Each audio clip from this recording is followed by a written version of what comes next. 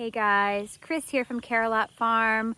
Welcome to the fall garden. Today is officially the day that we are going to harvest our butternut squash. I'm so excited. My butternut squash here, hold on, I have crows, lots of loud crows, so apologies. My butternut squash though has been growing for 85 to 90 days. And the package recommended 85 days to maturity. We gave them a few extra days just to see if they grew any more, but they really haven't.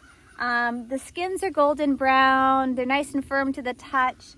The vines are all but dried up. And so I know it's really time to pick them before the frost gets them. So let's pick them now and see how many we have. Having just finished harvesting our butternut squash, we have four or five pretty good sized squash like this. There were 3 that were kind of a nice medium size, 2 that were so little I just left them on the vine. They weren't going to amount to anything, but this was a pretty successful crop. You know, it had its challenges, but all in all, it made it. Another crop we have growing in our fall garden are the green beans. I picked these green beans. This was the 3rd picking off of our 2nd batch here just a few days ago. I have not yet processed them. I should probably do that today. But I wanted to show you that this 3rd picking is significantly smaller than the 1st, and that 2nd picking was huge. So we didn't get a ton here, but the beans, you can probably see behind me, are beginning to kind of turn brown and dry up. I've been checking them to see if there are any more that are growing, and I might get a small handful of beans off of these last few plants, but this is really the final picking of the season. There's not much of an update to give on the broccoli, cauliflower, and cabbage. They're still growing. They still need some time. And I'll let you know just as soon as we start seeing heads forming. The broccoli still wants to kind of bolt a little, so I don't know. That might be one of those crops that we just don't ever get anything from this year.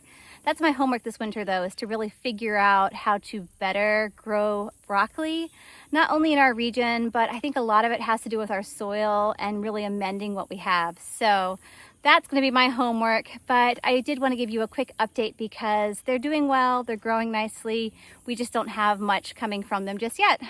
Another crop that really is beginning to fizzle is the okra. The okra behind me, you can see it's grown very tall. Most of the leaves have fallen off of it.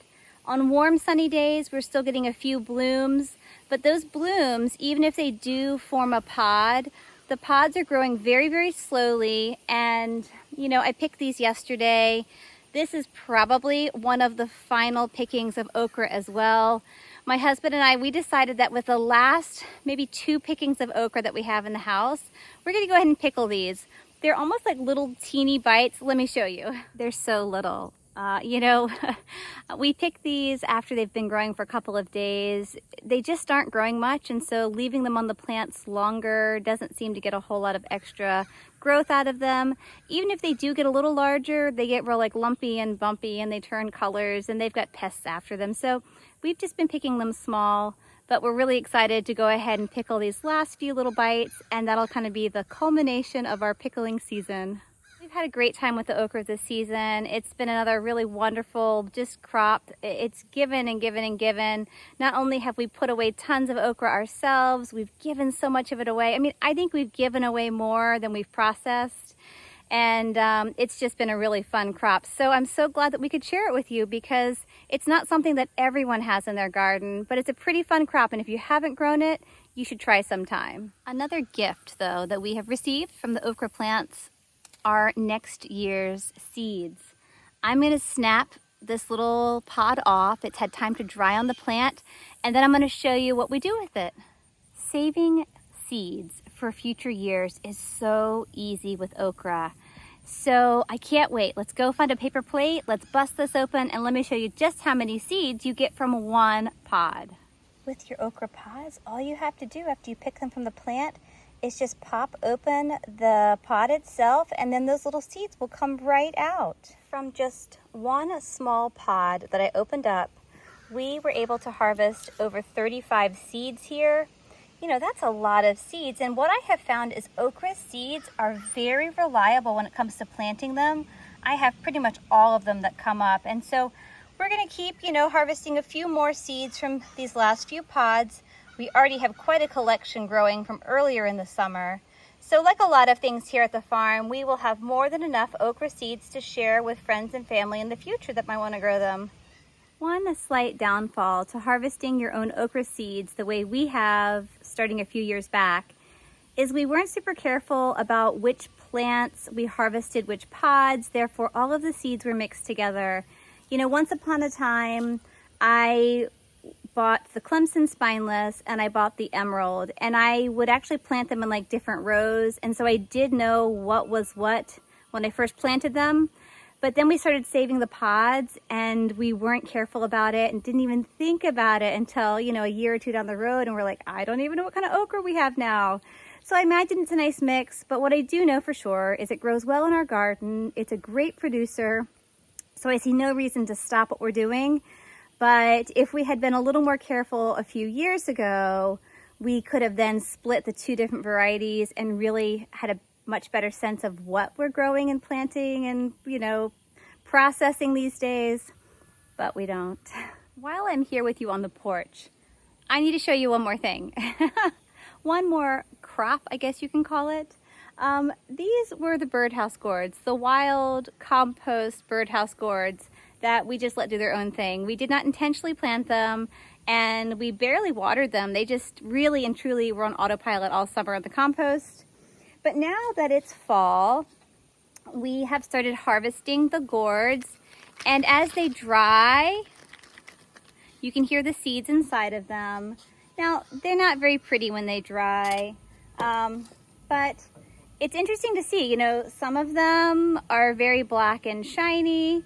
Perhaps as it finishes drying out, because this one doesn't rattle, it hasn't dried on the inside yet. As they finish drying out, it might be that they will all start to look a little more grayish in color.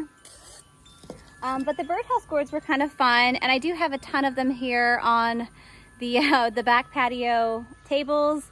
There's still a few more out in the compost that I figure we'll maybe pick at some point, but it's like where to put them, right? They're taking over the spaces. That's been the story of the summer though. I mean, between all of our produce, like tabletop space, counter space is very hard to come by sometimes. But the gourds have been fun, and I'm hoping maybe I can find a friend that might want to take them. This one has a little hole in it. It'd be super easy to open that and make it a little bigger for a birdhouse.